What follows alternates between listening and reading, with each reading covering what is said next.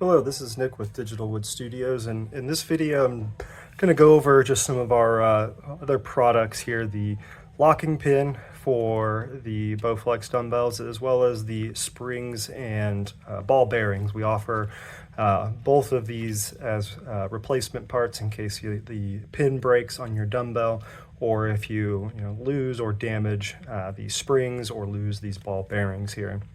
So what I'm showing here is already pretty much fully disassembled dumbbell. We do have a video on how to disassemble the entire dumbbell, so if you don't know quite how to get to this point here, definitely recommend watching that. Typically what you'll have or what you'll encounter is these springs will already be in place in these holes here and here, or sorry, here and here. And that is going to basically just lock into these little dimples on this plate here as you're rotating your dial.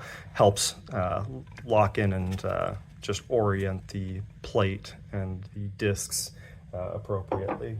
So in order to replace some of these parts, specifically we'll start off with this locking pin here. So when you get to this point, typically what you're going to find is you're going to have this plate sitting over the top of this here, and you'll just take a hex nut, or an Allen wrench rather, remove both of these. One thing to keep in mind is that when you do that, you're going to want to be mindful that in both of these spots here and here, there's going to be a little captured hex nut in there. So when you remove those screws, that hex nut is likely going to fall out. So just make sure that you're ready to catch that, or keep an eye on where it goes.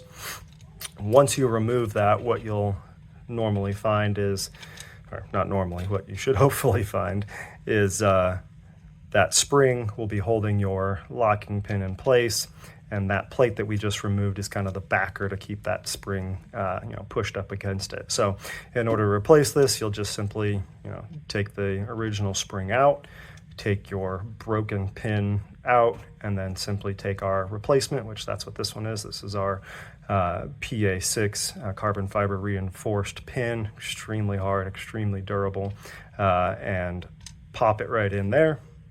It'll fit. These pins will fit the 552 Series 1 and Series 2, as well as the 1090, so it's a one size fits all. The springs will fit right on the back there. You'll simply reinstall the little backer plate, and then from there, obviously put in your captured hex nuts as you screw in that backer plate, and then put your two springs and ball bearings back in place, put your metal plate over the top, and sandwich everything back together.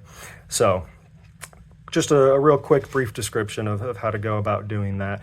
Again, we sell the locking pin replacements, as these pins do tend to shear and break right off from the OEM, just because the material that they use is rather weak plastic.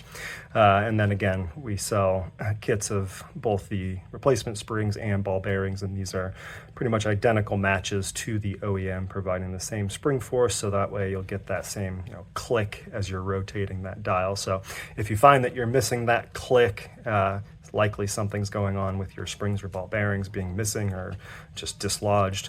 And if you find that your dial is freely rotating even out of the base, then chances are very likely that your locking pin is sheared and broken. So hopefully that helps. But yeah, just wanted to showcase those two products and give a quick description of how to find those, install those, and get back up and running. Hopefully that helps. Thank you very much.